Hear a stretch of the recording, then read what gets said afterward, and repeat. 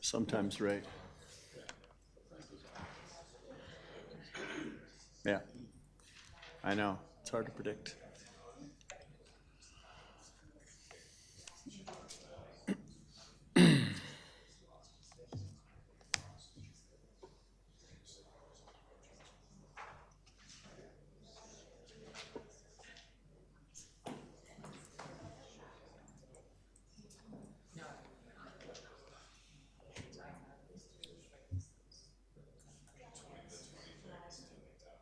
All right. We are going to call the first regular council meeting of 2025, January 13th, to order. Welcome, everyone. We've already done our Happy New Year pleasantries, but it's good to be back around the council bench for 2025 regular council meetings. As has been our practice in previous years, we are going to move right into the agenda. Is there anyone prepared to? Councillor Flowers? Yes, I would like to move to adopt the agenda for this evening. All right. Seeing any debate, all those in favor? That carries, and the same goes for our minutes. Thank you, Councillor Reid. I'll move the minutes for December 2nd and December 9th. Excellent. Don't see any comments. All those in favor of the minutes? Carried. We're getting down to business. No delegations. The first thing tonight is South Bow Landing.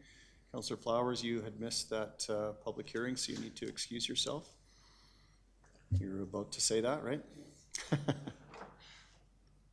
Thank you. And then we'll get into 5A, which is South Bow Landing Stage 1 Land Use Amendment. Mr. Krasinski, I see you making your way to the podium.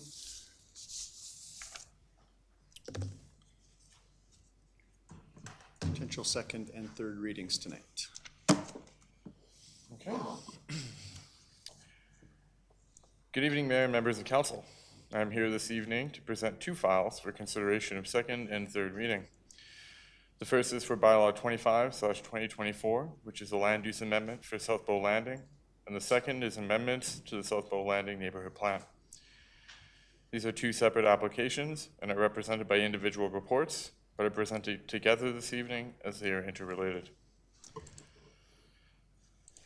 As mentioned, these applications are for neighborhood plan amendments and land use amendments, which will update our land use bylaw. These applications will go on to inform discussions at the subdivision, development permit, and building permit stages. These applications are within South Bow Landing, which is a large neighborhood, approximately 545 acres, located to the east of Highway 22, south of the existing communities of Riversong and the Willows, and adjacent to Southridge and the recently approved development of the summit of Riversong. Bylaw 25/2024 is proposing a mixture of low to high density housing, commercial and industrial employment areas, and an increase in overall parks and recreation space.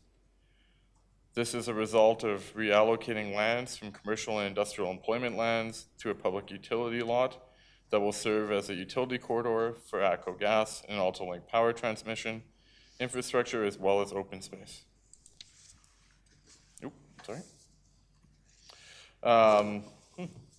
Apologies. The proposed amendments also include the removal of a Class 3 seasonal pond near the southwest portion of the plan boundary area, which I will speak to later in the presentation. As the land uses being proposed are no longer in alignment with the South Bow Landing Neighborhood Plan, there are also amendments being proposed to that plan. Maps and text will be updated to reflect the changes discussed in the following slides. This slide highlights the changes in land uses between the current plan and proposed changes contained in the application. Some of the more significant changes are as follows. Adjustments to the size and design of employment lands.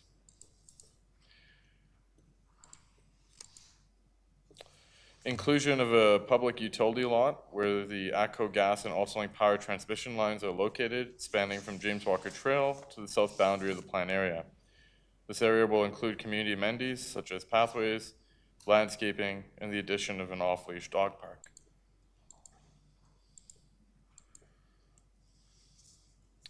The removal of a Class 3 seasonal pond located in the southwest corner of the plan area to minimize impacts to employment lands. The size of the lands is approximately 4.45 acres, or 0.82% of the total South Bow Landing community area. The final change worth noting is an increase in the size of a centralized Southern Community Park, which has also been expanded to add increased amenity and connections to the internal park system within the community. Here is a slide, a side-to-side comparison of the proposed open space approved in the 2015 plan and the proposed amendments. The slide focuses on the area around the employment lands only. The other changes included in the amendment is an increase of 1.14 acres to the central park space. As shown, the 2015 plan has a total combined open space of 14 acres, including a Class 3 seasonal pond, whereas the amendments provide an additional 1.1 acres of open space adjacent to employment lands, for a total of 51 acres in the westernmost portion of the application area. This is the result of reallocating open space to the public utility lot of the TransAlta and ATCO infrastructure, as mentioned previously. The public utility lot space will contain a pathway system, maintain landscaping, and a public dog park. The open space area adjacent to the employment lands will include pathways and rest areas, including pedestrian connections through the employment area. Administration will ensure at the development permit stage that these pathways are unobstructed to allow for safe pedestrian movement throughout this area. The open space area will also include a wet pond that will contain water year-round, opposed to the seasonal pond that only contains water for portions of the seasons. Native plantings and vegetation will buffer will be incorporated into the open space to enhance enjoyment for the public accessing the space. This slide shows the concept of the proposed employment and village center located in the west of the plan area. This area will provide much needed commercial and industrial opportunities that will contribute towards job creation. Decrease transportation dependencies through the provision of services not currently available south of the river, and opportunities to broaden the municipal tax base for the community and the municipality. From our initial conversations with the developer, the space will include a large grocery store, as well as other needed services in the community. This will decrease the vehicular traffic to the core of Cochrane to attain daily essentials, and will promote other active methods of transportation contributing to healthy lifestyles. As per a previous request of council, administration has included an image that outlines the projected future road widening area for Highway 22. This information was provided on the applicant's submission. The satellite image in the middle shows the impacts of the future widening on the existing wetlands and seasonal pond. The image on the right identifies the ultimate plan for Highway 22, James Walker Trail, and the Fireside Gate intersection. The majority of the transportation network will remain the same as the original plan in 2015. However, there are slight changes proposed to accommodate the increase of park space to the centralized and southern park area. The key component of the transportation network for South Bow Landing is, of course, James Walker Trail, which has been agreed to and will be constructed by the developer and operational by 2026. The value proposition on this slide represents a summary of how the proposed changes to the South Bow Landing neighborhood plan compare to the current plan. The proposed changes increase connectivity by connection of greenways and park spaces throughout the community.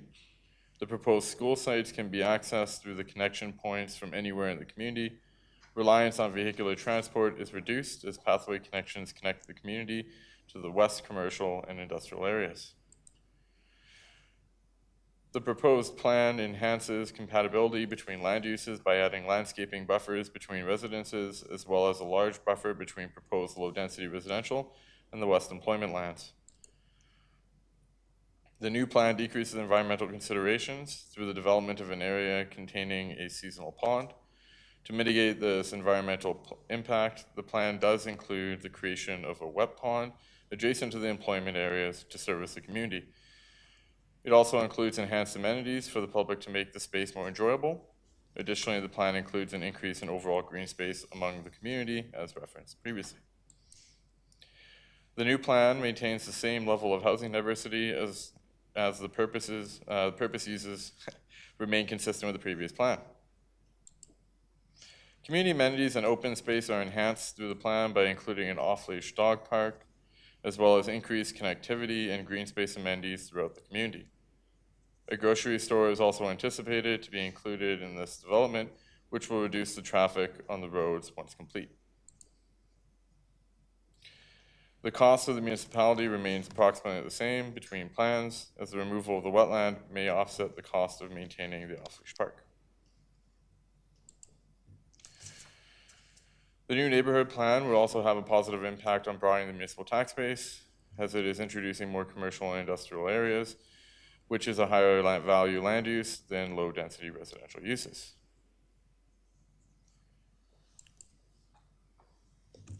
Administration also wanted to summarize the public engagement efforts that have taken place throughout the application process and how feedback from the engagement has been integrated into the final plan being presented this evening.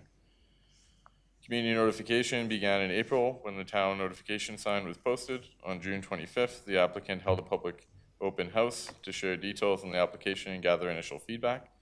A website also launched by the applicant, which allowed for residents and interested parties to obtain information and to submit further feedback.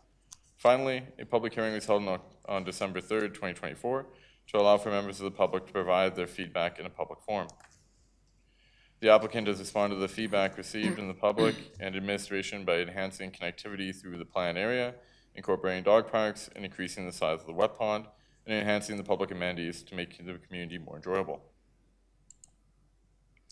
The slide identifies the land uses within the amendments and how they can contribute to the municipal tax base. As you can see, the proposed amendments impact multiple areas of taxable development, which can increase contributions to reserves and municipal services in the future. The slide contains the same information from the previous slide, only summarized in a different way to provide additional clarity that while general commercial and commercial neighborhood have the potential to be developed as either mixed use or the highest and lowest value commercial, industrial general does not have the potential to be developed as mixed use. The purpose of the slide is to highlight some of the risks of not supporting this application. Not supporting this application would increase the risk of delays and potential cost increases related to the construction of important infrastructure projects, such as James Walker Trail and amenities that are likely to reduce traffic for communities traveling to the downtown core to access amenities such as grocery stores, as well as risks associated with the developer choosing to proceed with the current approved neighborhood plan, which has less open space, quality amenities, neighborhood connectivity, and potential to broaden the municipal tax base. With respect to alignment with current policy documents, administration determined that the amendments maintain alignment with the town's MDP, council strategic plan, the River Heights Area Structure Plan, the South Bow Landing Neighborhood Plan when amended, and the Cochrane Sustainability Plan. These amendments also increase alignment with the objectives of the proposed Envision Cochrane 2050 Municipal Development Plan. Next steps for these applications include today's consideration of second and third reading, and if approved, review and approval of subdivision, development permit, and building permit applications. Administration is recommending the council adopt the amended South Bow Landing Stage 1 Neighborhood Plan, give second and third reading to Bylaw 25/2024. For the purpose of this application, administration took a slightly different approach with this option that we are recommending to council. As this application has the potential to alleviate community pressures related to traffic through advancing important infrastructure projects and providing alternative locations for amenities such as grocery stores that are currently only located in central location in Cochrane. And we believe that the amendments constitute a significant improvement over the currently approved plan. Administration is recommending that council pursue option 2 to request the applicant amend the plan and bring it back to a future council meeting if there is a lack of support for approving it here tonight, to avoid a significant delay in an amendment and additional amenities that may result from it. Thank you, council, for your time and for listening, and I'd be happy to answer any questions that you have. Well, thank you, Mr. Krasinski, for the presentation. Councilor Reid, look for a motion and then start to do some debating. Actually, I have some questions if I could Okay. before I do the motion. I have some comfort level with it. So over the holiday, I had one of the citizens in our community, in preparation for the work that we're doing on the Natural Environmental Protection Task Force, sent me a whole lot of information, and some of it had to do with wetlands. And so I'm trying to get I think of a greater appreciation now for the value of wetlands, but I'm trying to understand the difference between, so we're proposing to eliminate a wetland but create a wet pond. And I'm not sure what the distinction is between that. Is it just simply the location or the size, or what is it from your perspective? Through the mayor, Councillor Reid, one of the differences primarily between a wetland is essentially a naturally occurring essentially resource that has some significant benefits, of course, to the environment. Whereas a wet pond is a man-made structure and is actually leveraged to support some of the stormwater and water management throughout the community. So slightly different. However, there are some structures in place through the subdivision approval process, such as a biophysical impact assessment, where we'd be looking for additional information to identify the right types of vegetation to help support the type of wildlife that you would typically see around a naturally occurring wetland, like a natural asset. And is it appropriate for me to ask, could you skip back to, I wanted to compare two slides that you had in your deck. One was the first open space slide, and then the other one was comparing it to the future highway alignment slide. So I think this was the first one, is that correct, Councillor Reid, or the second one you were referencing? Could you go back to the one where, yeah, right there. Mm-hmm. So is that 2016? Because you can clearly see the pond in the bottom corner there of the land. I believe so. I don't have the date on hand in front of me right now. I apologize. I think you referred to it as 2016. So it's quite visible, that pond, right? Correct. In the bottom right corner, you can see that? Yeah, the bottom and see how left large corner, it is in correct. relation to the properties to the left. Mm-hmm. Can you now go, so I'm assuming that's 2016, if I recall correctly. Can you go to the future highway one? So there's no pond there, or so it seems. No water. Right. And I was trying to figure out what's happened. Is that a more current photograph? I'm assuming it is. And is there really a wetland there? That's what I'm trying to get at. If I can help answer this as well, I think, Councillor Reid, this is recognized as a wetland, but it's a seasonal marsh. So depending on the time of year that air photo was taken in the previous pictures, there will be water in that periodically. However, it's only for a short period of time that it will hold water, and then the rest of the year it will not hold water. Okay. If I could go on with a couple of other questions. Please. I don't mean to dominate the time. What I like about this proposal is I like the employment lands, I like the park and open spaces, I like the responses to the community concerns, particularly as it relates to parks and corridors and dog parks, and but I am concerned about the loss of that wetland. But I'm anxious to hear what my council colleagues have to say about this proposal. Thank you. Councillor Nagel? I am going to proceed with option 3, which is to move second reading of bylaw 25/2024 and then vote against that very motion because I'm not in favor of the proposal. The biggest piece of my concern is the wetland, as Councillor Reid has raised. I don't want to support any development in this town that is bulldozing and destroying lands that should be left for environmental reserve. Whether it's a wetland or even a seasonal pond, the place still plays an important function in our community for environmental reasons, as well as supporting local wildlife, and as well as just supporting a beautiful community. I would also counter to some things that I heard in the presentation about this plan being in alignment with Cochrane's strategic priorities. I don't think it necessarily is, because I think one of the most prevalent points in our strategic plan is protecting green spaces and making sure we are holding developers to a higher standard to build nice communities, and this is the gateway of this community, and we're looking at revising the plan in a way that makes the gateway of the community look worse, as well as have negative environmental consequences. And then as far as the risk of delaying the development, I actually don't view that as a risk. I think the risk that Cochrane continues to face is growing too quickly. So taking our time to do development properly and delaying development, I feel is not a risk. It's actually something that might be wise. So I'll be voting against my own motion, and I'll be looking to defeat this application. So to be clear, Councillor Nagle, you're moving second reading? Yes. Yeah. Councillor Federico? I am going to be voting in the same way that Councillor Nagel did. Part of my review was that I actually went back and I looked at stuff that happened years ago, which included some of the news articles that I was actually a part of back from 2015-16, which included Councillor Nagel and Councillor McFadden. One of them is South Bow Plan, met with Resistance Ring Council. One of them is South Bow Land is one step closer, and the other one was caught between a rock and a hard place. I was a reporter on many of these stories, which I had to look over and reread some of the comments from my fellow colleagues. And lots of them called out the fact about the wetland issue, as well as I've never heard it being called a community pond, which strikes me as being kind of it's classified as a class 3 wetland, not a community pond. So whether or not that's just like an error of something that was said.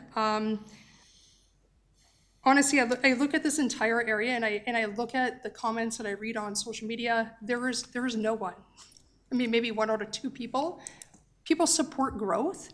They don't support wrecking the environment, and they don't support, seeing a vast increase of people moving into our community.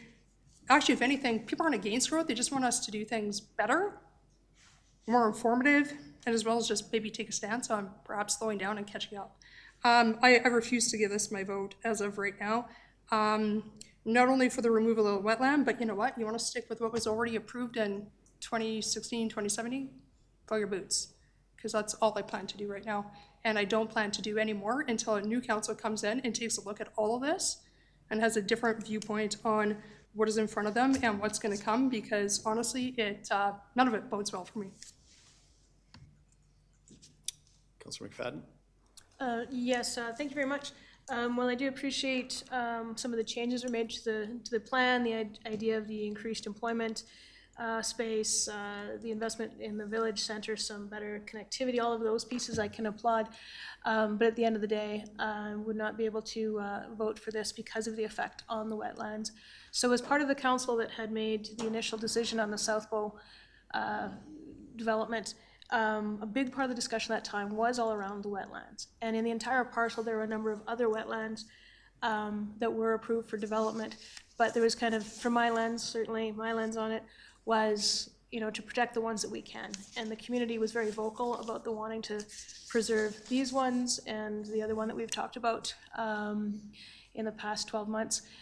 So there have been a number of wetlands as part of this parcel that have not been protected, but the community then and the community now has been very vocal about their desire to protect those wetland spaces, whether they're holding water all year round or whether they're just an environmental reserve that we can enjoy in their more natural state.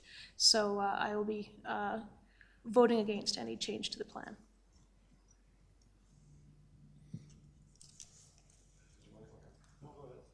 Councillor Reid?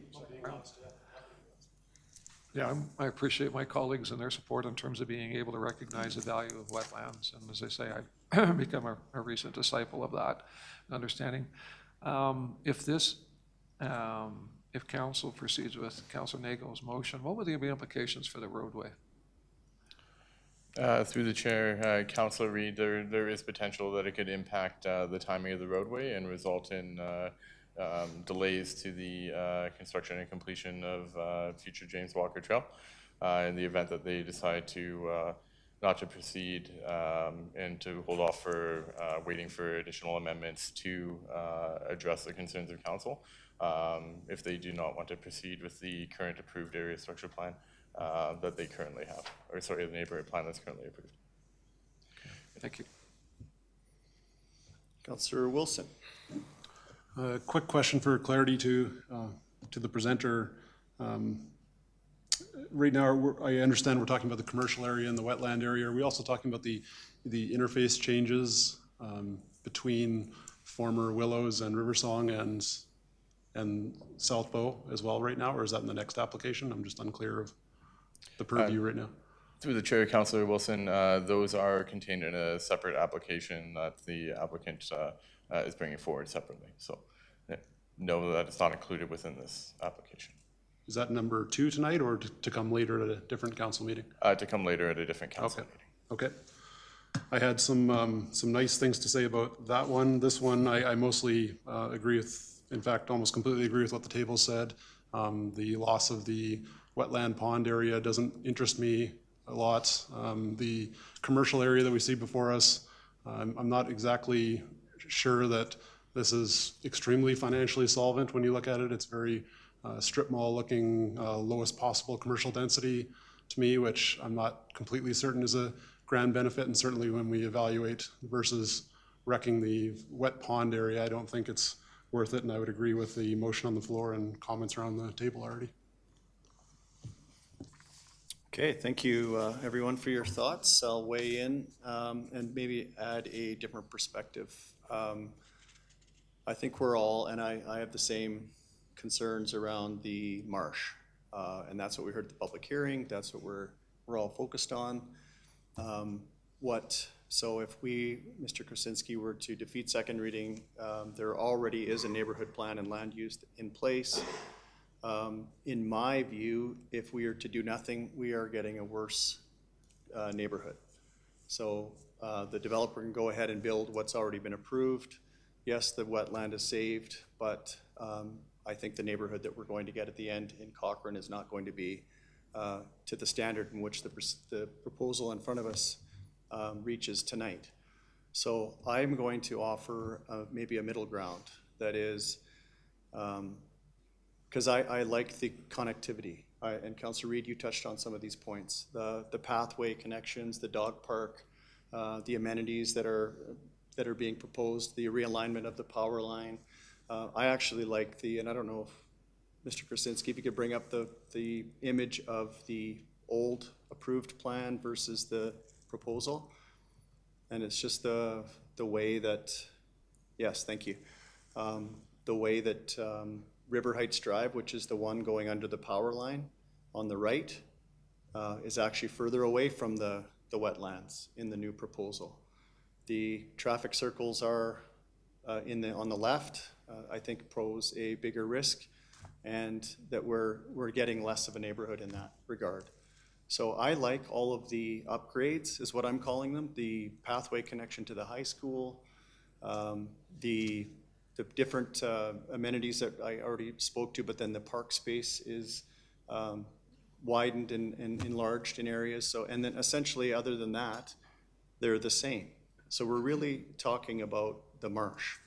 So I would propose that we approve the proposal and remove the IG land use on the bottom left. So it's on page 24 of our package, I think it is.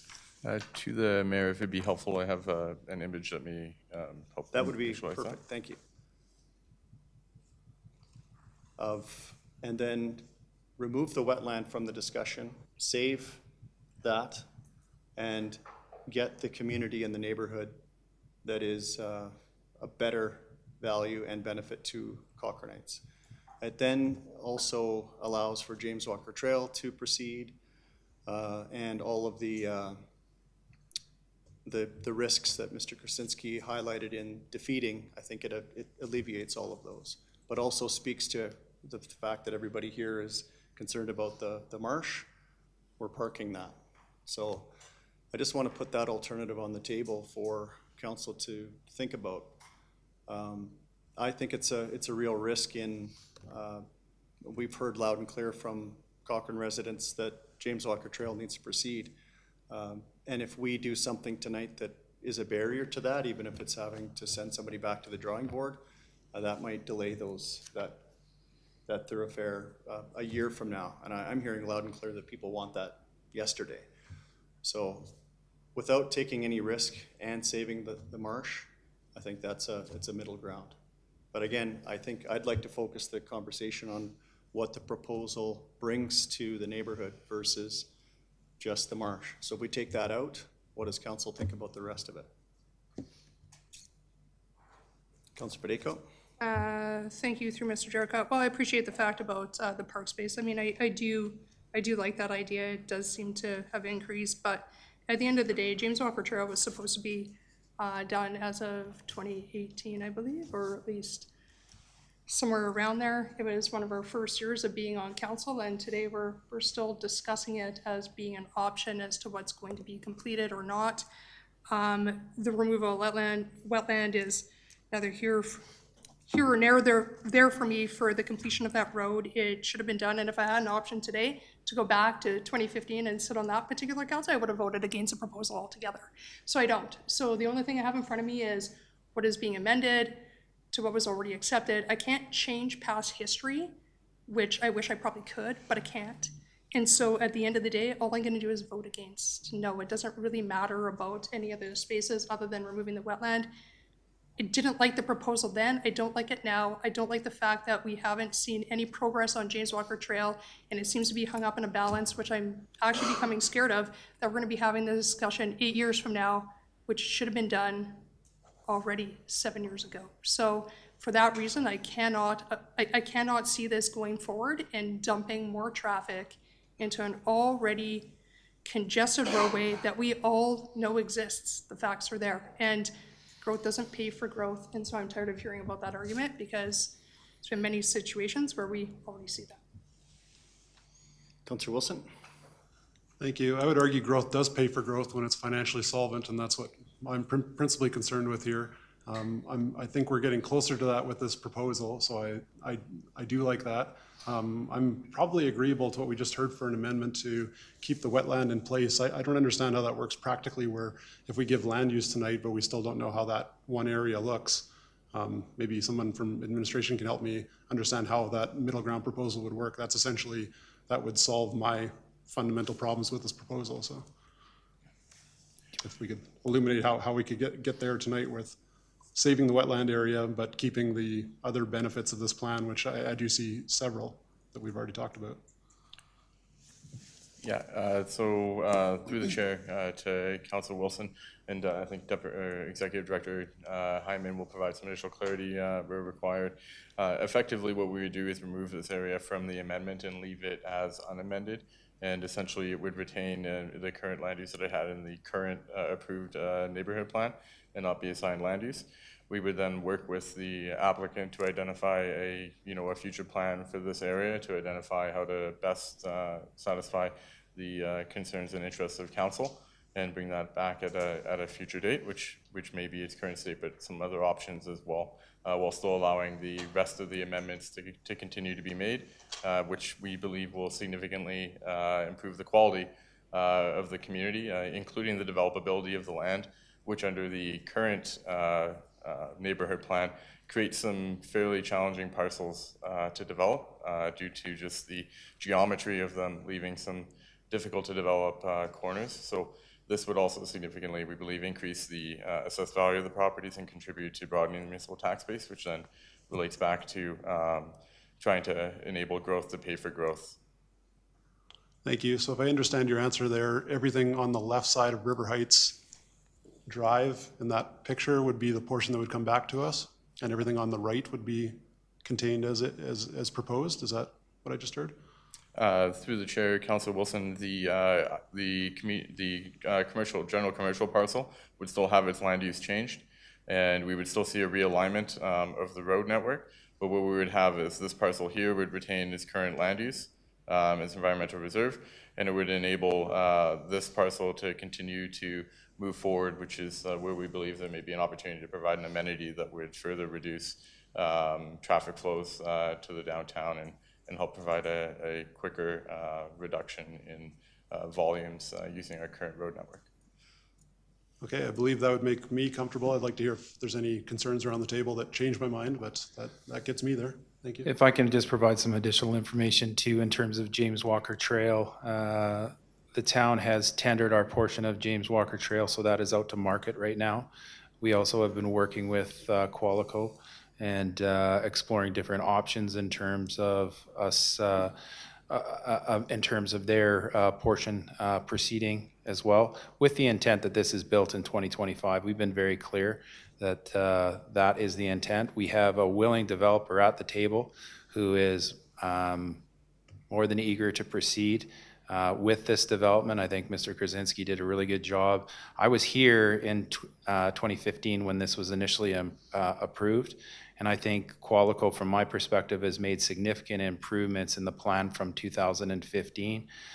The commercial area is critical from a transportation perspective.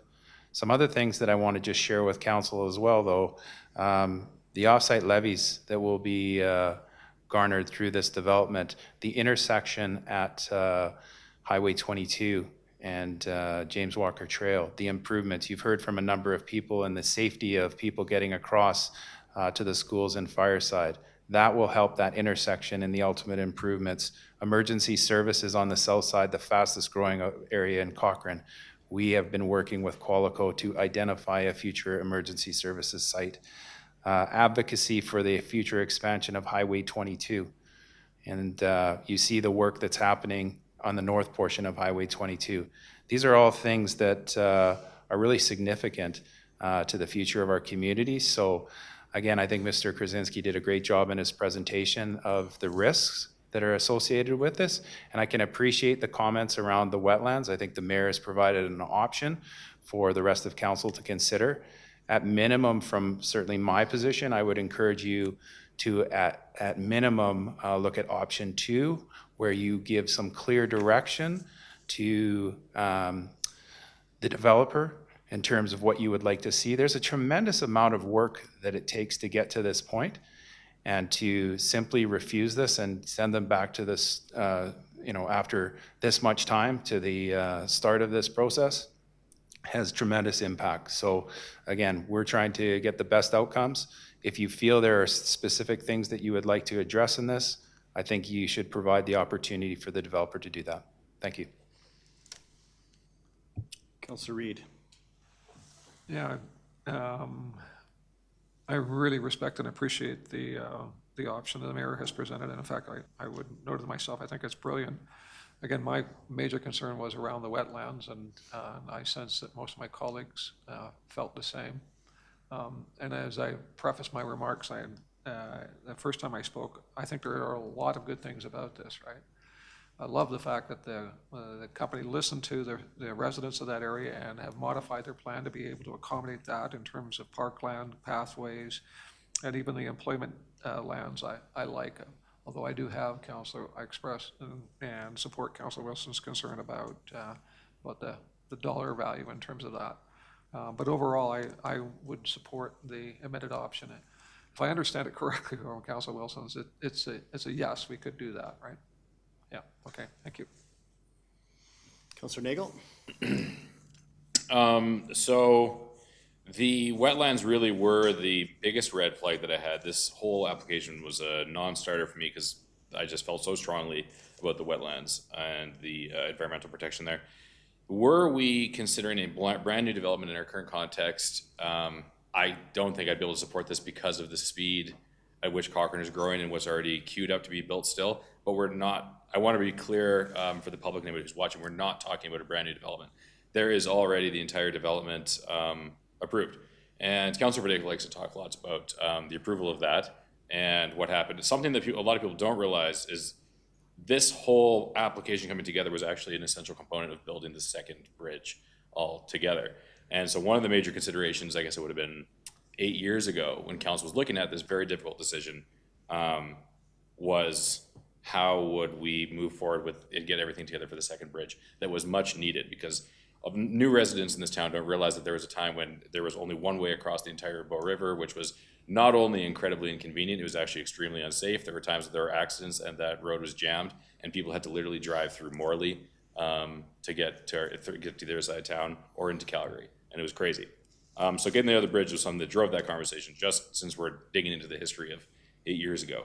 Now, if there is an option to move forwards with improvements to the currently approved development and still protect these wetlands from being removed and built over, I would be okay with that. I don't know procedurally what all of you specifically have in mind, so I'm not going to be making a motion for that, but I will rescind my initial motion and leave it for somebody else to make a motion instead of that. Okay. I'm looking for the, okay, thumbs up. We're good procedurally. Thank you, Councillor Nagel. Councillor McFadden? I think my question was going to be along the same line I was thinking we would have voted down the motion on the floor, which now been rescinded, and that we could move ahead with option 2, which would be to request the applicant to amend the bylaw and bring it back to a future council meeting for review and decision.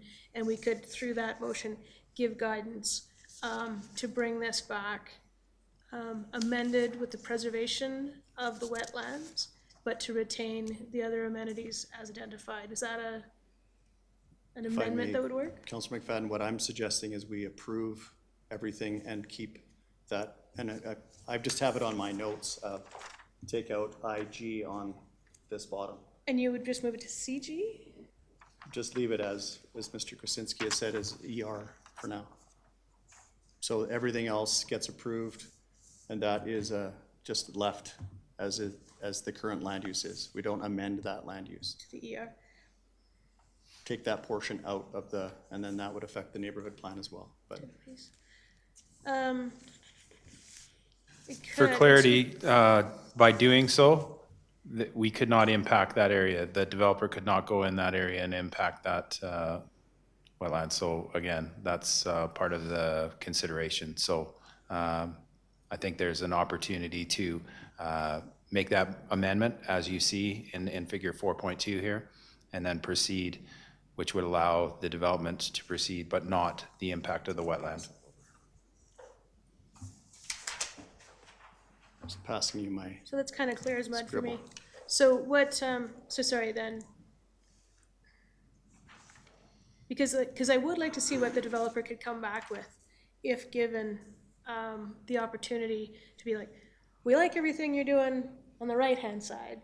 What can you do on the left-hand side, hearing that the community really wants to protect wetlands? And I feel not only does the community really want to protect wetlands, but they also want to be able to access and enjoy them. And so I know there was some thought in version 2 about how greater access of that as an amenity, which is not necessarily identified in just leaving it as an ER space. So I think I would be more in line with option 2, just to request the applicant to come back with maybe a different enhanced vision for how to preserve the wetlands, but still keeping all of the amenities that we like, because there's so much I like about the east side of this development. So anyhow, so that would be the motion I would prefer to put on the floor, is that we actually request them, the applicant, to amend it and to bring it back to a future regular council meeting for review and decision, so that we can have some clarity about what we are actually going to do around that wetland space. Because if we just move ahead with what was suggested there, you end up with a large kind of gray space on the map that nobody knows what to do with. The developer doesn't know what to do with, the community doesn't know what to expect. Administration's probably unclear, so anyhow, so I've said that all. I think that I will put a motion on the table then, that council request the applicant to amend bylaw 25/2024 and to bring it back to a regular council meeting for review and decision, reflecting on council's feedback to preserve the amenities on the east side of the development and to return with options to preserve and enhance the wetlands, or just to preserve the wetlands. Does that work? Is that understood by the group anyhow? Whether you agree with it's another question. Yep, I think it's clear. Councillor Fideko? Thank you, Councillor McFadden. I do agree with kind of some of the stuff that you've seen. I would like to see it before I can approve it. And also, I just wanted to put out there that in the initial proposal, it wasn't to remove a wetland. Like, that was never part of what was actually, like, if you kind of continued forward, it's not like that removal of the wetland was going to happen, right? It was never part of the original proposal. So I'm happy to kind of see this come forward and for us to take a closer look at what's happening prior to us giving any sort of approval, because that's the biggest question that I have, is I don't want to stamp anything forward without us actually knowing what is happening within the overall context before giving that green light. Okay, Councillor Reid? Yeah, I would speak against the motion. I think we've got 99% of this pretty much tied down. I don't know how many acres that wetland takes up, but Is this overall parcel, like, how large is this overall parcel? How many acres is it? Through the chair, Councilor Reid, and the current plan is 8.06 acres. So the percentage of the wetlands, I think we've got most of it in place. I kind of feel the opposite. I think we should approve this, recognizing that we're going to hold this. The developer can come back at some future point and indicate what they want to do with that environmental reserve. But keeping it as a environmental reserve, keeping the wetlands it is, and recognizing that we want to go on with this development, particularly as it relates, I think that there are so many great things in there, rather repeating myself, as well as the fact that I am concerned that we need to get on with that James Walker Trail. So I'm not in support of this motion. Councillor Wilson? Might be beating the chair to the punch on this one, but to Mr. Heineman, what this proposal, what possible consequences would that have with our current tendering of the road process? Obviously, I'm throwing something at you. You don't know how long it would take to have the developer come back to us with a new proposal and have council approve it. I assume that's months, but. Well, of course, just our process alone, and from an administration perspective, it would take some time to bring this back to council. I think you have an opportunity to proceed as proposed by the mayor with removing the wetland. The area around it will be left in its natural state.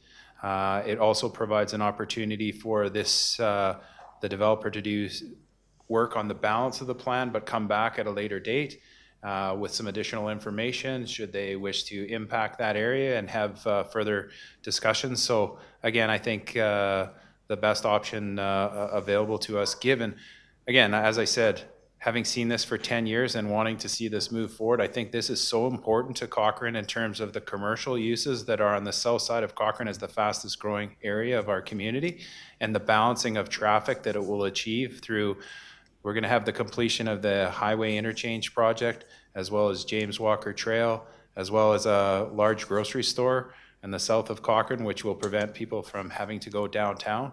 I think it provides so many different amenities. So I don't know, Councillor Wilson, I guess I'm starting to ramble, so hopefully that's helping to answer your question, though. And if I may add also through the chair, Councillor Wilson, the subject portion we're talking about is identified for a fairly future phase of the South Bow Landing development. So there's significant time for the developer to move forward with the rest of the development that would help advance the important infrastructure project, while enabling them time to consider how to address the additional comments that council has provided today about ensuring that there's some amenity around the wetland as well, and perhaps what even the adjacent parcel to the east looks like. Thank you. And then finally, from the presentation, I believe I heard 0.86 of an acre is what we're talking about in the grand scheme of 8 acres. Is that approximately right? Through the chair, if I can correct that, Councillor Wilson, it is 8.06 acres, which represents about 0.86% of the 550 plus acres within the application area. Okay, thank you. I believe that satisfies me to the point where I'd be prepared to move ahead tonight if we knew that there was no consequence to the wetland itself. I think that does make sense to me. I'll leave it to the chair to discuss. Yeah, thank you, Councillor Wilson. I think I appreciate where you're coming from, Councillor McFadden, but I think we can actually have the best of both worlds. Approve everything that we like tonight, leave that piece where the marsh is as ER, as Mr. Krasinski has said, that is a later phase anyways, and so there's a lot of time to actually come back, talk about it later if we want to address it again at a future date. But at the same time, it allows for everything to proceed that Mr. Heineman has said and all of us have been talking about that are improvements. So I would rather see us amend second reading to exclude that piece, not change the land use, move ahead with the approval of the rest of the proposal. And if the developer wants to come back and later, great. If not, it'll always be an ER that can't be touched. So I think we have the confidence that we need either way. But so it's kind of the best of both worlds in my opinion. So I'd rather, I'm with Councillor Reid, defeat your motion and move forward with the amendment. I'd like to hear what you have to say. Over to you. Thanks. Yeah, I think we're all trying to do the same thing. We're just trying to determine what's the most, what's the way to get to the best result. So it's just that piece. So are you saying, so you say preserve the ER, but you're also, did you also say to remove? If you flip the piece of IG? paper over that This one here? Yeah. Yeah. See, I circled it, remove that. So you would take that the IG section out of the approval, is what you're saying? Yeah. Yeah, I'm good with that, and I appreciate Councillor Nagel helping with a little bit of the history that, there's been a lot of, getting that bridge done was one of those, it was a 25-year battle. That this development has been part of the solution for. So, yeah, with that being, we're all in the same way, so I can rescind my motion. Do you want me to make your motion for you? If that is completely up to you. All right. So, which one would that be then? It's kind of a hybrid of number 2. It would be amend, so everything you said except amend the land use plan to exclude whatever that, administration knows what piece we're talking about. That piece, and it remain ER. So you're saying, though, that council gives second and third reading to bylaw 2024 exclusive of the IG section? Yeah. The southern IG section. The on southern IG section? Southwest IG section. Yes. I'm satisfied with that language, if everybody else is. Mike's nodding over there, so we can't be too far afield. So you're making that motion? Yes. Okay. So that is on the floor. This is so far been the most procedurally challenging council meeting of the year. It's also been the quickest. Also the first. So everyone's clear what's on the table? Any other comments on? This is the second. Second, and then we would proceed to third, yeah. Second reading exclusive of the IG. Okay. I will call the question. All those in favor? Those opposed? That carries. Did you want to carry on a third reading? I will move third reading to bylaw 25/2024 as amended, referencing the exclusion of the CG, or the IG, sorry. Okay, all those in favor? Those opposed? That carries. And then, so that was 5A. 5B is the neighborhood plan. So we would do the same, with the same change to what we just talked about. Through the chair, that would be correct. Okay, everyone's clear on that? We do need a motion. I think that's, move to that tab. That council adopt the amended South Bow Landing Stage 1 neighborhood plan. So it's the same motion, but it's with the land use change we just made. Councilor McFadden, do you want to make that one too? Your light's still on, so. I'm snacking. Yes, I'll move the recommended action that council adopt the amended South Bow Landing Stage 1 neighborhood plan. Okay, all those in favor? Those opposed? And that carries. That is 5A and 5B. Thank you, Mr. Krasinski. We'll grab our colleague, Councilor Flowers.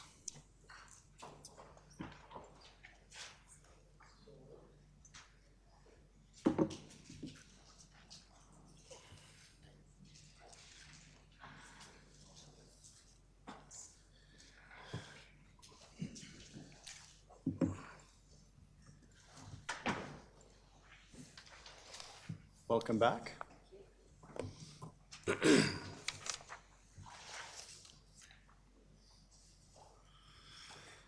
So we are a 5C, River Heights Water Storage Expansion Borrowing Bylaw. Mr. Alim. Good evening, Mayor and Council. My presentation is on the borrowing bylaw 27/2024 for the River Heights Water Storage Expansion Project. The recommended action is for Council to give second and third reading to this bylaw. Bylaw 27/2024 was presented to Council on December 9th, 2024, where Council approved first reading. Subsequently, to comply with the Municipal Government Act, Section 251(3), this bylaw was advertised for two consecutive weeks during the week ending December 13th, 2024, and December 20th, 2024. The town did not receive any petitions against bylaw 27/2024. With respect to this bylaw, the amount to be borrowed is $6,938,000, amortized for a period not to exceed 30 years at an interest rate not to exceed 6%. As of today, the interest rate from the Government of Alberta for a 30-year debenture is 5.08%. The unaudited unused debt limit as at December 31st, 2024 is $243,000, which supports the town to add this additional debt. And finally, funding for this debt will be through offsite levies. Thank you. All right, thank you for your presentation. Council, looking for a motion? Councillor Federico, sorry, I didn't see your light over there. Go ahead. Through Mr. Duricott, I don't have a motion quite yet, but I do have a couple questions. Considering that our offsite levy bylaw goes back to 2021, right, without any sort of revamp, I'm just curious, is the increased price of this project, has it been established through the offsite levies, or is the taxpayer going to be paying for it? Because when you look back at what our offsite levies bylaw states in 2021, the amount has greatly changed of this project. And so I'm just wondering if that's going to be passed on to the taxpayer. Mr. Hyman. Through the chair to Councilor Federico, no, it won't be, because we're working on our offsite levy bylaw and the changes to it, so it will be reflect this and the new amounts when we bring it forward to council later this year. So again, it'll only be a short period before we get the bylaw corrected and updated to reflect the current prices for everything throughout the town.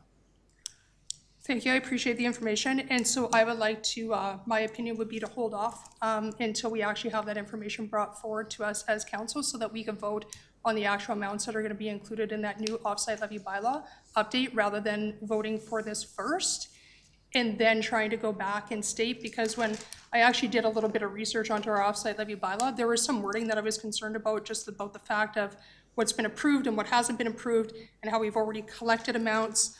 As well as this project has obviously gained a momentum along with some others. And I get it that prices change during construction and things that need to be done. But before I actually give this green light, I would like to see what the offsite levy bylaw looks like and what is going to be held to account for anybody coming forward before I say yes to approving it. Also, this entire project, really when I looked at it and I did some research, like the completion of it is to support a population of 50,000.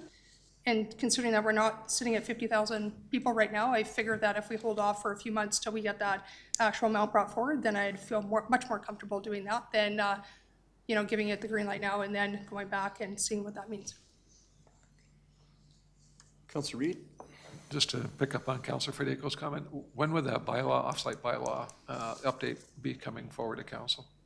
We're currently, with some of the staff changes, there were some people who are working on that, but we'll be updating that this year, Councillor Reid. So I would anticipate towards the summer that we will have the updated information. So again, this is very much linked to the previous discussion. So I think that should also be something council should take into consideration as well. If I may, my apologies, Councillor Reid, through the chair, just to add a little bit of context to this is, and Drew may need to add a little bit of detail if I don't get it quite right, but if this project was to be delayed at this point, I think we could expect cost escalations as part of this. This has already been detailed and costed out, and I believe even work with a contractor. And so I just want council to be aware of that potential implication as well, is that a delay of weeks or months may mean that the project is more expensive to proceed with, as was discussed at budget time when the project was approved. So yeah, I would Mr. Hyman. confirm Mr. Dericott's point. That's again, that's with the link to the previous item that you were considering. The cost for this will go up, and again, I think this benefits not only the growth of South Cochrane, but also water storage, firefighting capacity in South Cochrane. It's a large area, and having additional water within that area is going to benefit everyone. And to Councilor Federico's second question then is this, while this may well be designed, I mean, let me back it up a bit. I think we've been criticized in the community for not staying ahead of the infrastructure, and this would put us ahead of the infrastructure. But to Councilor Federico's point, does this put us way ahead, or to your point that it actually is needed now and in the very near future? Councilor Reid, this is needed now as well into the future. I don't think we're going way ahead. We're not building this for 100,000 people. We're building this for growth, as well as these are some of our largest communities on the south side of the river, and to have increased water storage capacity, I think benefits us in multiple ways. Right. Yeah, with all due respect to my colleague, then I would make the motion that, that we proceed with this. Do we give it first reading or? Second. Second reading? I would move second reading then. Okay, a few lights. Counselor McFadden? Yeah, my first question is regarding the offsite levy process. So that bylaw process, so working through that, and we've done these before. In that work, is it going to be able to adapt that to kind of recover these costs, recognizing that this was kind of a reality that we were facing, even before we finished the document? That's correct, Councillor McFadden, or through the chair to Councillor McFadden. We're going to update. This isn't the only project.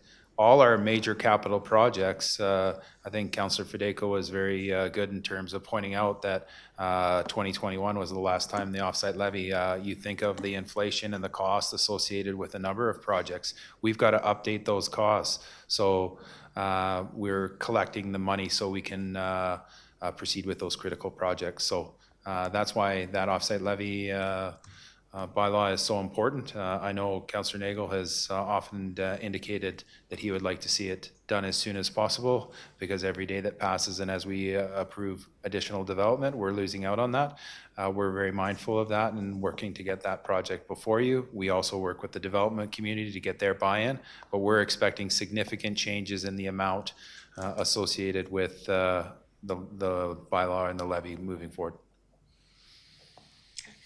So, but as we're looking at this project in particular, like right now, in the current offsite levy bylaw, we said for this project, the math says each group pays a certain portion. And then we're gonna update that and the math will say something slightly different in the updated version. Correct. So, but knowing that it's going to be updated, are we gonna be able to kind of work with the developers to kind of,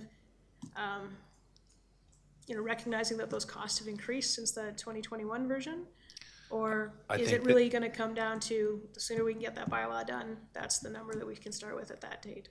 If I may, I think that this is, again, a really relevant question. If you remember when we discussed this project at budget, we identified two major contributing areas to this, one being South Bow.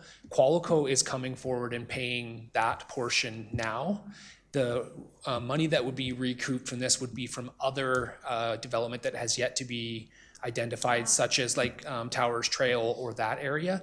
And so I think the risk of us losing out on this particular project is virtually nothing, because Qualico is coming forward right now paying for the true cost of their portion of that project. So I think council's engaged. This is a really healthy line of dialogue and inquiry to ensure that we are maximizing the development community paying for the cost of the infrastructure. And I think in this case, we can comfortably proceed with that knowledge. Yeah, thank you for the rephrasing of that. That really did help, because over the, I've seen some conversations on this. Overall, like, it's a needed project, $14.1 million, of which the developer is already going to say they're going to front end $7 million to get it going. Then the additional $6.9 million of that is going to come from other developers in other forms of the offsite levy. So again, not directly taxpayer money, or not tax funded money. So then the only difference really is about $200,000 of coming from taxpayer funded monies to pay for this infrastructure. Yeah, and if I may apologize, Mr. Alim, those were, again, those were pieces of the project that were identified as operational efficiencies to be gained in conjunction with the project. So that small, relatively small amount on the project is what we're talking about coming from the operational budget. Pieces, okay.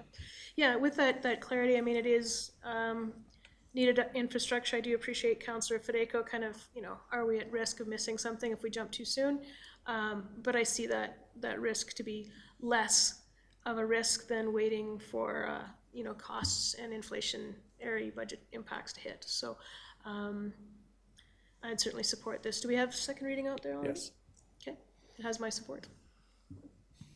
Councillor Flowers? Thank you. I too was going to mention fire protection, because I had read about that in the notes, and it said that we serve lands outside of our catchment area. Is that Rocky View County? Yes, we do serve outside of our catchment area, but is that for fire response? Yeah. Right. Yes, correct. So I think it's really important that we move on with that to build the infrastructure we need there. So I'm all in favor. Councillor Federico? Thank you again. To be clear, I'm not against this project moving forward. Just that in our 2024 budget, this project was listed as 3.5 million. In this year's budget, I questioned it before because it was 6.3 million, which then turned into 14.1 million somewhere along the line. I'm just asking for a bit of a brief pause on the project, not to say that I don't support it overall. Obviously, I'm a huge component of making sure that we have safety and insurance put in place. I'm just not in favor of moving forward right now. And because of the fact that, I agree, there's infrastructure challenges, prices go up, but I think taking a pause over 5 months, when I see see the great increase over a brief short period of time, I mean, I don't know, I just think there needs to be a bigger dive into this entire project overall, and I'd rather see that come forward before I give it the green light. So it's not saying that I don't approve of the project or I'm against it, I'm just saying let's take a breath and wait until that offsite levy bylaw comes in front of us.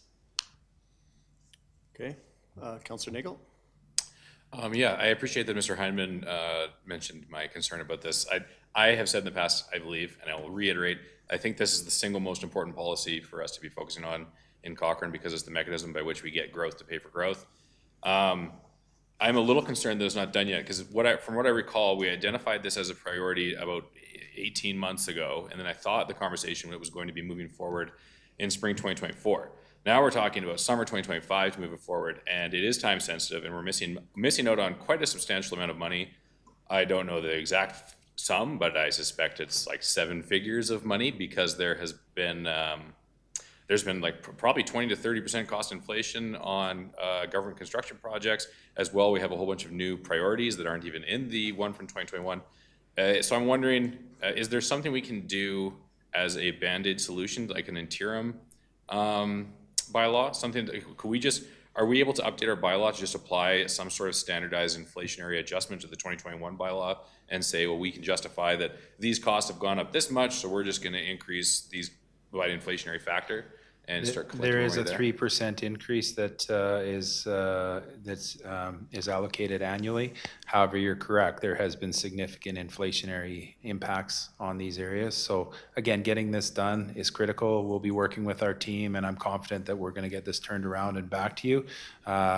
It's critical that we have those discussions with the developer liaison. We're meeting with them next week, providing them with a brief update and getting that working group. So again, we want to get that in front of you and get that for your final consideration, understanding that as you said, there are dollars that we need to ensure that we capture because it is a critical financial tool for us. And I don't want my comments to come across as though I'm underestimating the amount of work. I know this is a massive project. You basically have to figure out all the capital costs for our entire town and then update a bylaw based on that.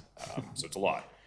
But is there a way to adjust that 3% adjustment? Because I think in the periods of 2022, 2023, the projects would have gone up 20% instead of the three, or I guess compounding is like 6.5 or something. If I may, I think I can answer that one, Councillor Nagel, through the chair. You would have to amend the bylaw, and so there would have to be a little bit of work done in that. As you, I'm sure, are aware, the offsite levy process is subject to legal challenge from developers, and so we would just need to ensure at minimum that whatever we were proposing would have solid footing underneath the allowing legislation in terms of inflationary factors, and that would just mean us going back and doing some work as to what best practice is and or reviewing if there has been challenges in regards to that, and then bringing that back into a subsequent amending bylaw.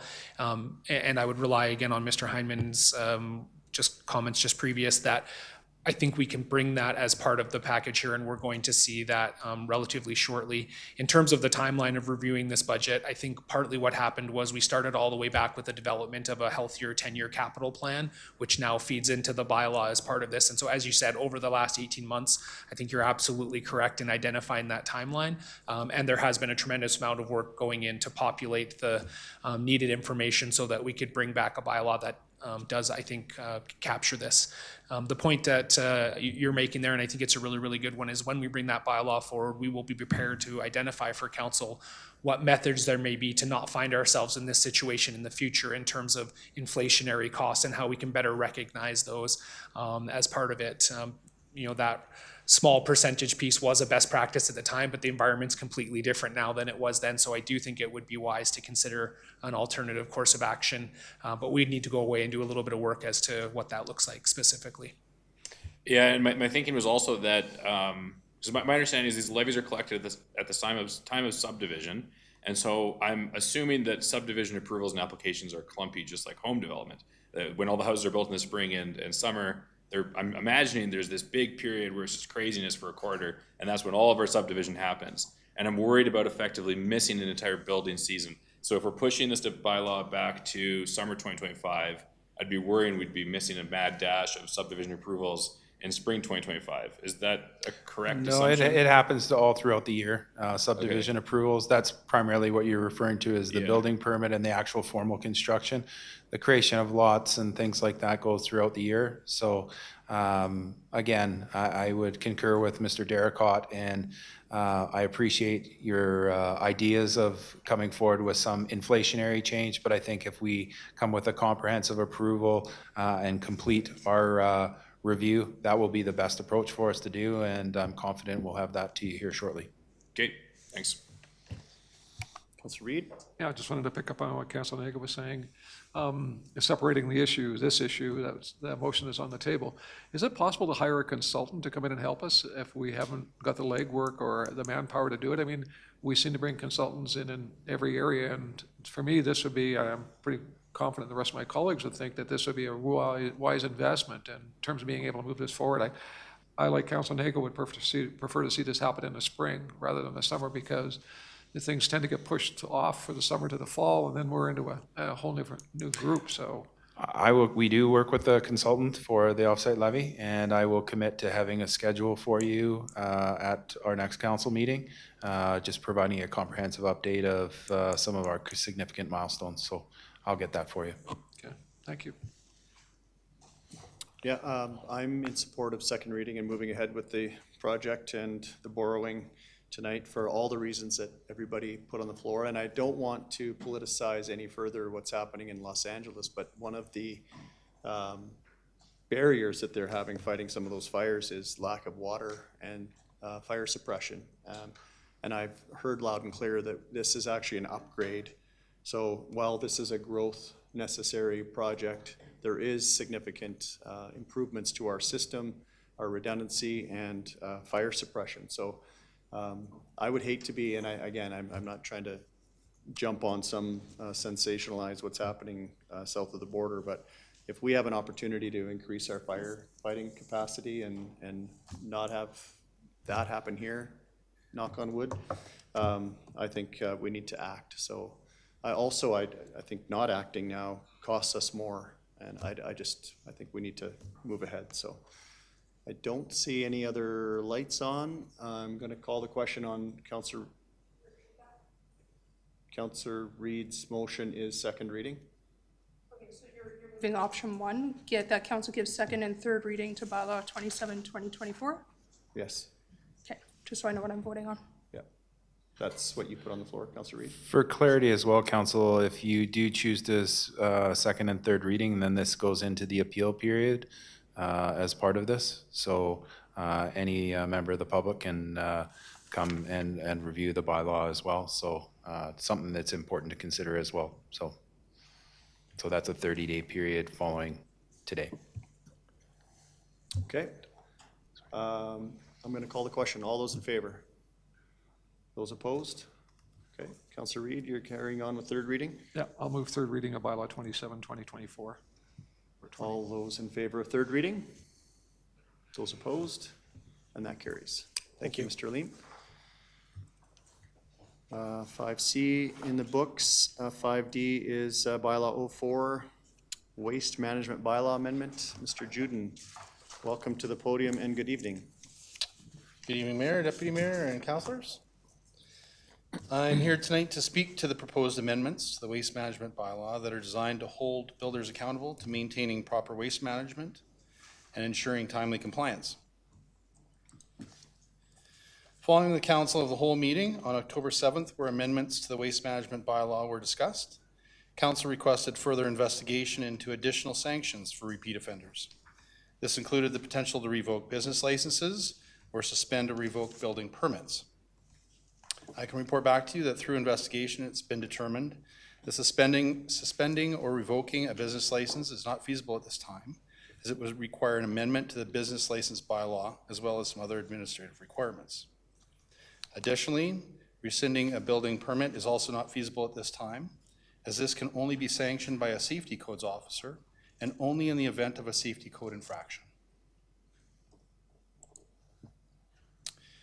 Despite this information, I would like to highlight the mechanisms currently in place to ensure accountability for violations of this bylaw. The bylaw already includes procedures with escalating penalties that, when consistently utilized for repeat offenders, can prove to be very effective. The existing framework includes a range of enforcement measures, including Section 20.2, which allows for the issuance of additional fine for each day the offense continues. Section 20.9, which doubles the fine amount should it be a repeat violation for which the company was convicted in court for the same offense within the past 12 months. Section 20.3 and 20.4 allows for the issuance of a summons for mandatory court. And Section 20.13 allows for the town to take such steps as to clean or remediate the breach of this bylaw, with the costs being the responsibility of the offending party. In addition to municipal enforcement introducing new standard operating procedures to ensure consistent application, enforcement of bylaw measures, as outlined in this flow chart, we will also be providing offenders with a warning letter that clearly informs the offender of the steps the municipality will be taking if the issue is not remediated within 5 business days.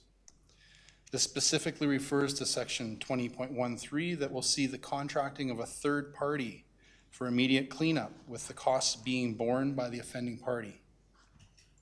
We believe that this consistency, combined with the amended increase in maximum fines, the addition of a couple of additional charging sections, and the requirement for construction bins to be covered, will set clear community expectations and hold repeat offenders properly accountable. Communication of the expectations of this bylaw and the consequences of violating it will be communicated to all builders. It is administration's intention to implement and monitor the current amendments as proposed for a period of 1 year. This will allow for compliance monitoring under the new amendments and determine whether further adjustments are required in the future. That concludes this presentation. Thank you for your time. I welcome any questions or comments that you may have and respectfully request the council consider my recommendation to provide first reading to Waste Management Bylaw 04/2025. Thank you, Mr. Juden. We'll go to you first, Councillor McFadden. Thank you. Yes, I'll move first reading to bylaw 04/2025. One question, if you can refresh me. What's the difference between a minimum penalty and a specified penalty? The specified penalty is what the offender would initially be,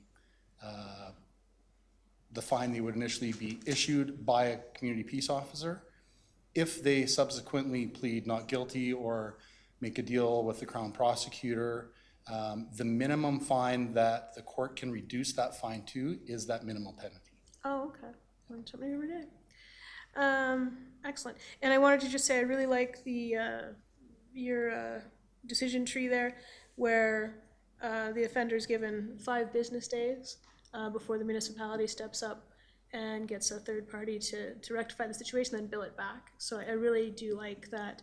I like this, and it's holding the industry responsible for its own messes, but it's also making sure that our neighborhoods look good while we're going through the construction process. So anyway, I really appreciate the changes, and that's all the feedback I have for you tonight. Councillor Federico? Thank you through Mr. Jurkat. I also am in support of this. I just have one quick question. Is this going to be complaint-driven or is it going to be enforce-driven? So, I mean, are we going to have municipal enforcement looking at this problem, or is it we just relying on people to complain into municipal enforcement about this issue? Through the chair to Councillor Franco, it will be both. It will be complaint-driven by the public. Our hope is that our community peace officers are out in the community enough to address these issues where it doesn't become an issue for the public to report. Councillor Nagel? What sort of efforts are we able to do to educate individuals before there's any issues? I could see a situation where people don't understand that they can't have open bins, for example, and then their garbage bins end up blowing stuff all over later on. At what touch point do we have to educate people? Right, so we do have an opportunity through Mr. Heineman's, through the chair to Councillor Nagel. We do have an opportunity through Mr. Heineman's area that he supervises to have direct communications with the builders and developers. We also, our community peace officers are in regular contact with those site managers on a regular basis, as well as the builders and many of the developers within the community. Okay, thanks. Okay, call the question. All those in favor of first reading? And that carries unanimously. Thank you.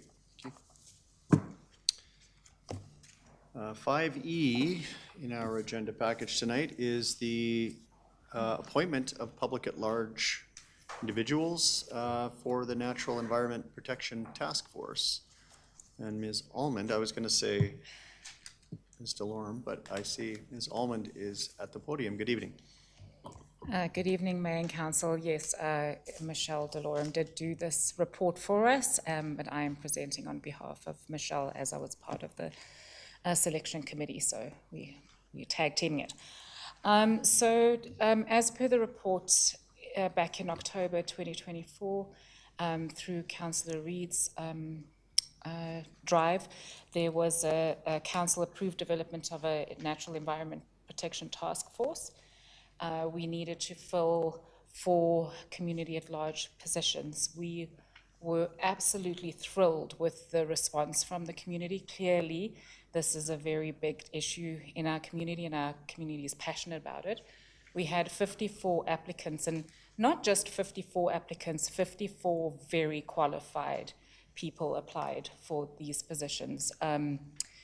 So much so that we shortlisted to 13, which was a lot of interviews, but that's okay. We wanted to make sure that we were making the best decision. We completed those interviews, and for all of this, we used a scoring matrix. So for the 54 applicants, we used a scoring matrix, Michelle DeLorme, Councillor Reid, and myself. And then through the interview process, we did the same using a scoring matrix. So we have selected our 4 top candidates from that process. You, Council, will be voting tonight. So prior to that, I'm going to suggest, I think we have to do this, go into a closed session. I'm not sure if we have to. I'll look to Jaylene. Yes, we do. Go into a closed session, at which point afterwards you will be making your selection for our environmental task force. Okay, thank you for your presentation. Council, any questions of Ms. Almond before we? Okay, Councillor Reid. Yeah, so publicly, for the public to know that most of our committees, we're lucky if we get a dozen people. And so to have 54 people, and my estimation is that 60% of those were extremely well qualified in terms of that. So we initially came up with a set of criteria and then individually scored the 54 candidates or applicants. Then that number of the top 13, there had to be a tie, so that's why it's kind of a weird number, interviewed each of those candidates. So that was 13 people we interviewed, the 3 of us. Again, using a second set of criteria to determine that. And of those 13, we selected the top 4 based on the criteria that we had originally established. And I have copies of that criteria, or were copies made available to council? Correct, yes, Yeah. yes. And so I just want to publicly say that to first of all, to recognize 54 people, thank you. This is really an important issue for our community. And to Mrs. Almond and Mrs. DeLorme, thank you for the effort. I don't know. how many staff members would put up that many hours to interview 13 people and to go through what we went through in terms of being able to shortlist this 4. But I wanted to publicly thank you and to thank the members of the community for their support of this important initiative. Okay, thank you for that, Councilor Reid. Did you want to follow up with a motion to go into closed session so we can go through the candidates? I'd be happy to go, I'll put forward that motion that we go into closed session. Thank you. All those in favor? That carries.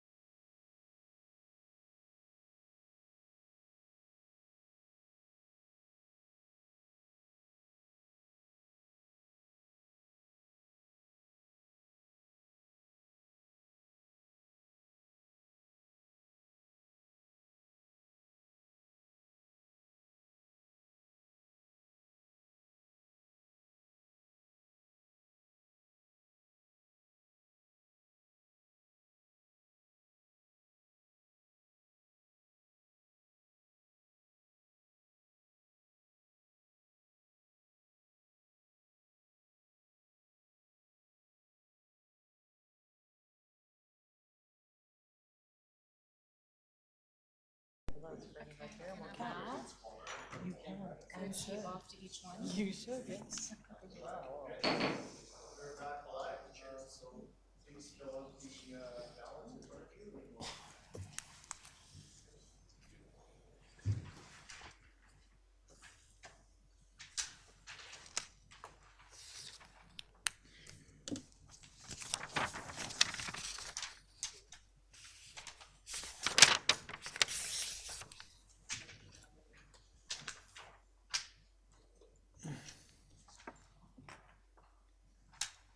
Thank you.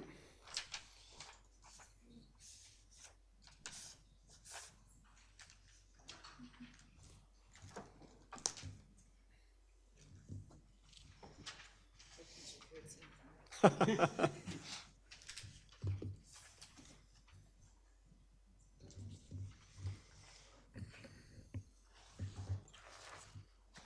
think with a quick glance, you can tell if we'll need a break to go through 54 names.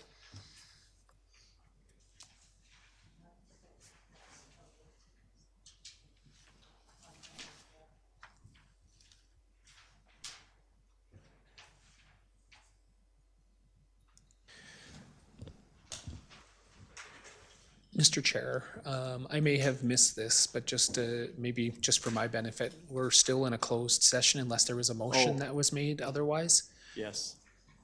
Thank you. While we're waiting, Councillor Reid, would you mind to? I'll make a motion that we, what is it? We returned our open session? Or Return from closed session. whatever you said. Yeah. Okay, all those in favor? That carries, sorry, that was my, thank you, Mr. Derricott.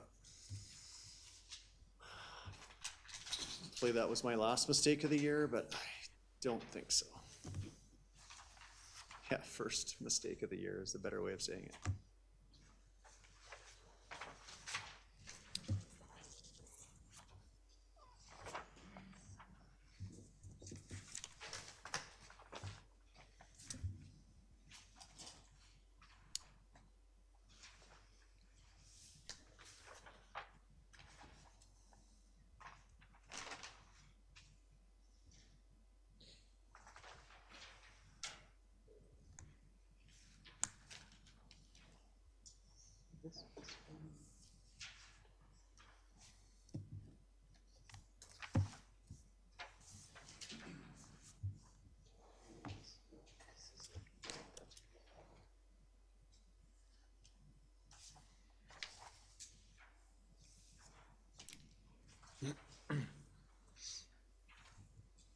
Thank you. Okay, thank you, Ms. Robertson and Ms. Almond. Council has indicated that Mr. Darcy Scott, Ms. Jennifer Jansen, Mr. Kyle Hofseth, and Mr. Robin Wenzel will be the 4 public at large candidates. So we will need a motion to that effect. Councillor Reid? I'd be honored and happy to make that motion. Okay, seeing no discussion, all those in favor? And that carries. Thank you. Thank you, Council.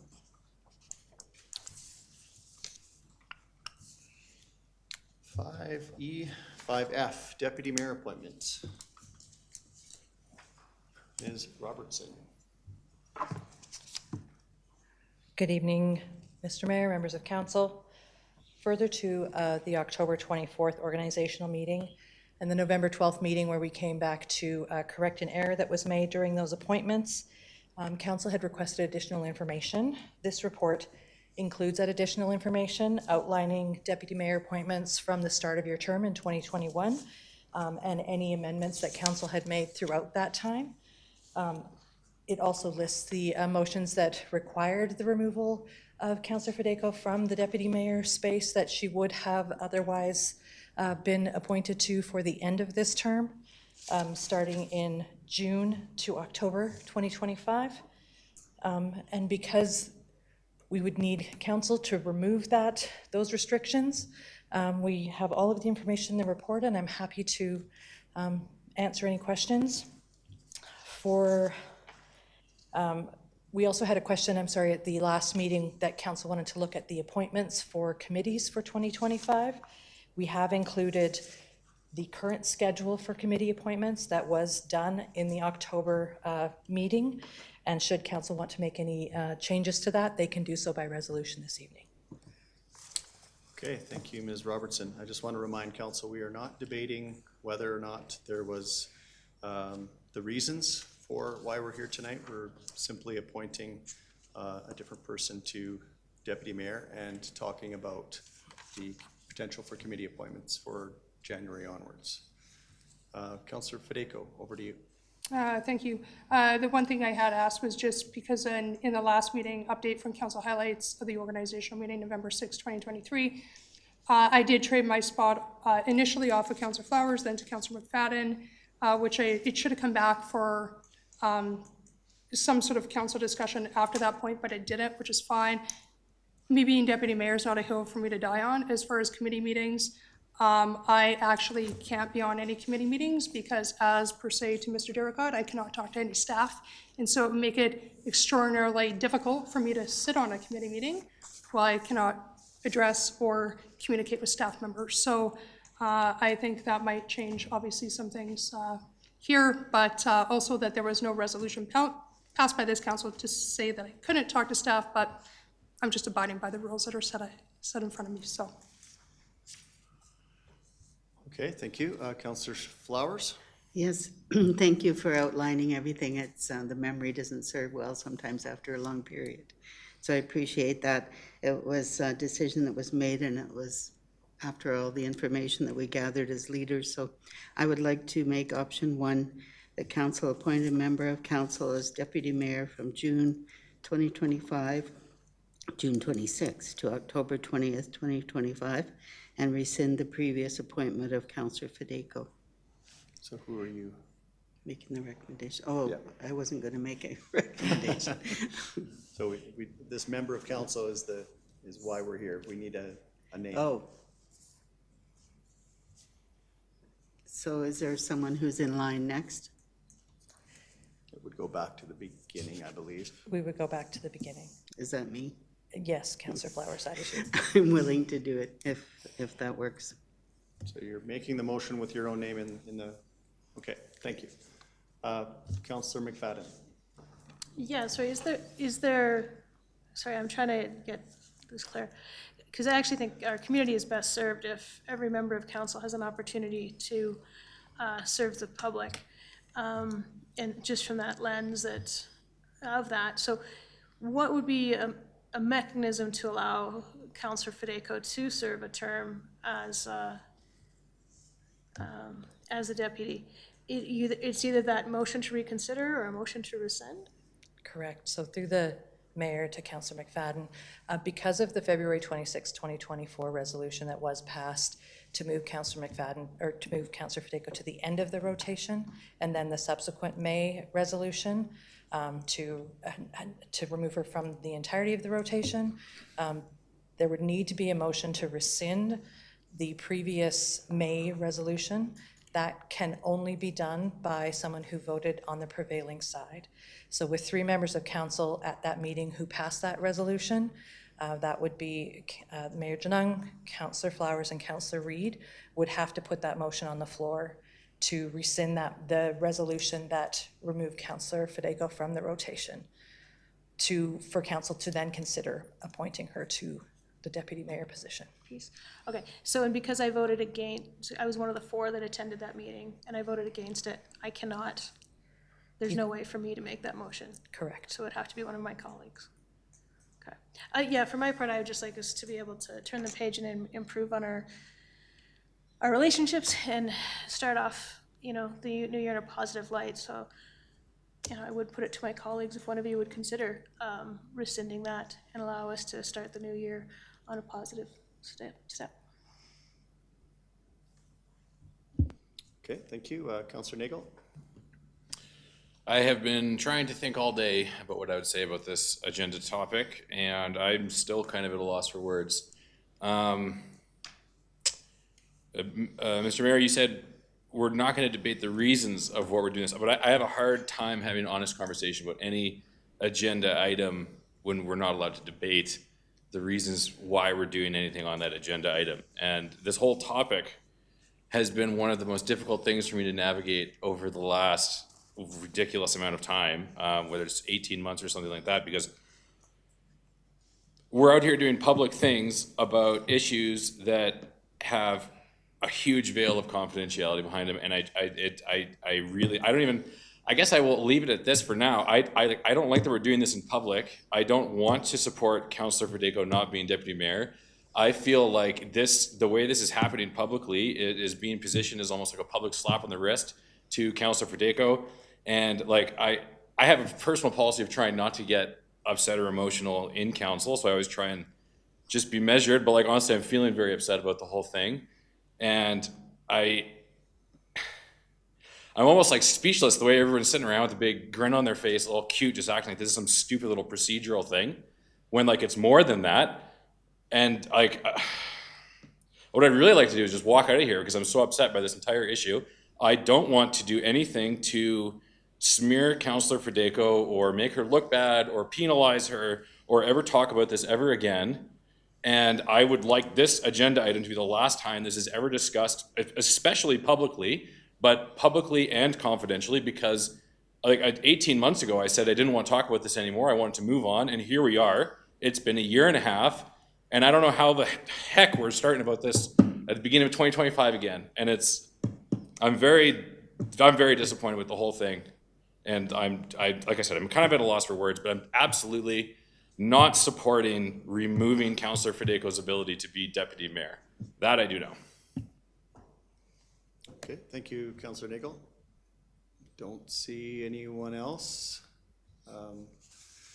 We do have a motion on the floor from Councillor Flowers to appoint herself as the next, oh, sorry, Councillor McFadden, I did not see your light. No, that's fine. Thank you, Councillor Nagel, for your few words. I appreciate them, and I think they're representative of my own frustration with this as well. I would also like to speak to the second part in the serving on different council committees. Again, I really do feel like our committee elected or selected the 7 of us to serve as their council, and I really feel that Councillor Federico, it was never part of, as I understand, any penalty that was approved by council that she could not serve on council committees. And I really, value Councillor Federico's work. I think even today you've seen the amount of research and time she puts into different items, and I think she'd be a value and has proven herself over the years to be a value to any committee that she serves on. So, certainly more than willing to share my workload, Councillor Federico, if you're interested in any of my committees. But I would like to find a way for Councillor Federico, if we can't find a way for her to serve as the deputy, to also be given a chance to serve on some of our committees. And if there's any administrative barriers to that, to make sure that we remove those so that all 7 of us are functioning members of this council. Okay.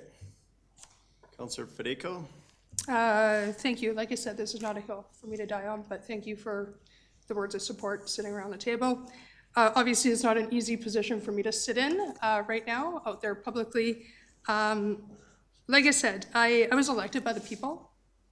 I represent the people, and I really don't think that there should be any other debate other than being an elected official by the people who elected me to be there. And if I choose to run in the next term, and if I'm not elected, that should be the people who made that choice, not by people outside of that. Obviously, I have to respect the barriers that have been put in front of me. There is a way around it for me to sit on committees, Councillor McFadden, which maybe some people don't know at this council table, is that Mr. Dericotta has sent me 3 harassment courses that I would have to take before I can possibly even speak to staff, and that's a phased approach. So it's not even the fact that it's a given right. Even if I pay for those courses on my own, that I'd be able to interact with any staff member. And due to other legal stuff in the background, I won't comment further than that, but because of that, that puts in the barrier in front of me for me to not be able to sit on committees, because I am respecting the right of what has come forward to me is that I can't interact with staff. But again, that's going to be up for, I think, a discussion with this council because I don't even think you guys all knew about that, but that's what has come forward to me. That was shared with all of council in an email. Councillor Flowers. Yeah, I just wanted to finish off saying, as leaders, none of us wanted to be in this position, but we were put here. We had to gather information. We had to respond to the complaints. We did the best we could. I don't want to discuss HR issues here, and I don't want to discuss this either, but we were put in that predicament. So I think we're just doing the best that we can as leaders to get through it, and I still feel the same. Councillor Wilson. Just because I didn't put my light on this, this topic, I would also be completely fine with Councillor Federico participating as deputy mayor if she wanted to. From what I just heard, that isn't useful to the conversation, but should it come to a vote or if that's desired, I would be in support of it as well. Okay. We do have a motion on the floor. The motion is that council appoint Councillor Flowers as deputy mayor from June 26th to October 20th. Okay, I'll call the question. All those in favor? Those opposed? And that carries. Thank you. Thank you, Ms. Robertson. Moving on, we have mayor's report. Brief one. Yep. Question. So I feel that kind of the conversation we've had around Councillor Federico being able to serve on committees, I feel it's a conversation I'd like to continue. I feel this is not, I don't know what the best way is to continue that conversation. But guidance, I guess, is that an in-camera conversation that council can have amongst itself, or how do we deal with that? Yeah, thank you through the chair. Certainly it's prerogative of council or a member of council to make a motion, as Ms. Robertson suggested. If council wants to amend the committee appointments, they can. There has been no formal restriction, or there was the formal restriction that came along with previous sanctions has expired. And so should council or Councillor Federico want to serve on committees, that is the prerogative of council to pursue as well of that. I do think there is some real considerations around those committees that would require direct interaction with staff. Council's very aware of those. I think if council wanted to discuss that in particular in detail, I would recommend that we go into a closed session to have that conversation. In a general sense, I think there's also a number of council committees, if you look through the list, that do not require interaction with staff, that would be, again, at the prerogative of council to appoint Councillor Federico. So there is no specific barrier in that regard. So there's a barrier for Councillor Federico to participate in anyone that has town staff on it? I would suggest that would be problematic at this point in time, yes. Okay. So then Cochrane Tourism is one of those committees that does not have staff on it. Library board. The library board. I thought there was a staff at tourism. I believe that our manager of economic development is an attendee at those meetings, but not a formal member of the committee. Yeah. Also the Rocky Foundation. Which one? There's a couple others. So I think there could be, anyhow, if you would like to take my place on tourism, I would more than appreciate your representation there and the opportunity to share the workload. Councillor Federico? I'm happy to take a look. At this point, I won't say anything tonight. I really don't want to have any sort of conflict where I could at all be accused of having a sort of interface that's been placed on me already. I'm very, very careful to not do that to myself. And so with that being said, I would prefer not to have any staff involved if that's the case, because that is what has been mandated against me. And I don't really want to find out what the next step of that could possibly look like. So as of right now, I just, I'll take a look at that. I mean, I was on the Rocky View Handy Bus. I'd be more than willing. I don't even know if that board is still in existence. I'm happy to go back on that board. I'm happy to take on BREC, which I believe I was once on as well. But as far as ones that have staff interface, believe me, I'm It's not because of necessarily me saying no, I'm just careful to not put myself in a place where I've already come from.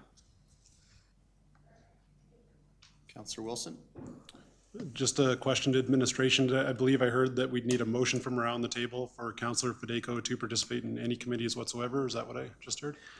Yeah, thank you. Further to Ms. Robertson's advice, if council wanted to amend the committee appointments, they could do so by resolution. Okay, Yeah, it's not, yes, it's on us to. yeah, okay. So we don't need a motion. That's all I was going to buzz in to offer here right now. It sounds like this is the appropriate time to be discussing this, as this was put on the agenda as part of, if we wanted to change any committee appointments, we could do so right now. And so if Councillor Fedeko is interested in joining any committees, I would facilitate that in whatever means I can do that as a member around the board. And it sounds like one of the ones mentioned was the library board. If she was interested there, I enjoy my time in the library board, but I'm also happy to share the workload too, because I'm on 3 different committees. So I'll offer that as well if she is interested. Counselor Fedeko? Considering I have not been on any committees and I wasn't anticipating for this conversation to come up right tonight, and the fact about the staff involvement, I'd like to take a moment to take a look at what my work schedule looks like, as well as what I'd like to come back to and offer the others around the table. It's more about me looking at what keeps me safe versus me offsetting somebody's workload at this point. So that's just my 2 cents, but I'd like to come back, or I can email in to all of council and give you my suggestions for maybe a meeting coming forward, if that's all right. Okay, so I'm hearing no motion tonight. Is the request? Councilor McFadden? Sorry, just if I may, so yeah, Councillor Fedeko, reflect on what best serves your need and vision to serve the community. I'll watch for your email, and if you are desirous of serving on a committee, be more than glad to start that conversation with the resolution at a future meeting. Okay, good to move on. 5, well, we're off the 5s. We're into mayor's report. Brief one tonight, just been back from the break from our last council meeting with mostly, well, there's been lots on the go, but really the top 3, I would say, have all come under the Mid-Sized City Mayor's Caucus file. Councillor Wilson, you will have an invite in your calendar as deputy mayor for this term. That AB Muni's Spring Leaders Caucus is happening, I believe, March 5th and on. But the Mid-Sized City Mayor's Caucus is planning a do at the QE2 building on the legislature grounds to invite them, the caucus and the premier, to a Mid-Sized City reception to further build our okay. I just wanted to make council aware of that. That's happening. The Mid-Sized City Mayors are also meeting with Minister Dreeshen on the 22nd to discuss kind of a secondary issue that doesn't directly affect Cochrane, but the automated traffic enforcement changes that are made through the province and Minister Dreeshen's office.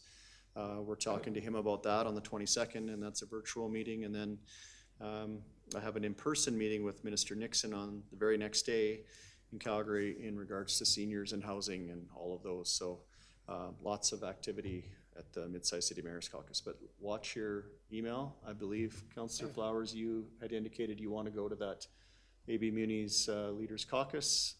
The restrictions that the Mid-Sized City Mayors have put on is that each community will have a certain number of individuals to take, and they've just designated mayor and deputy mayor. So well, you can go to the caucus, but it's the Leaders Caucus, AB Muni's, it's the thing the night before that has the restriction on numbers. So if Councillor Wilson doesn't want to go, I would suggest maybe you guys talk, or if anyone else wants to take the place. Anyways, that's my brief mayor's report for tonight. Councillor McFadden? Yeah, just on some of your external works.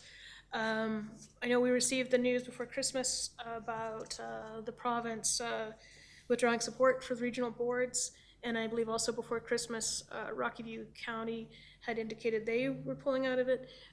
So I don't know what's the best way for our council to have a deliberate conversation about what, value of participation in the CMRB, what it would look like. if we should get our 50 grand back, those type of questions. We haven't paid anything yet, is the short answer to the dollar amount. Yep. Well, I don't want to speak too much into the administrative realm, but I understand that requisition hadn't happened yet. That was for future work in the year. There is a conversation with the board on February 7th, which I believe administration's bringing an item before council before that, so we can have a conversation around this table about what we want to do. Mr. Derricotte, if you want to If I may, I supplement can just that. confirm that there is an agenda item in an upcoming meeting to discuss council's disposition towards the changes at CMRB. Excellent. Thank you very much. Glad to hear that. Thank you. I don't see any other lights, no councillor reports. We don't have a closed session tonight, so that leaves adjournment, and this meeting is terminated.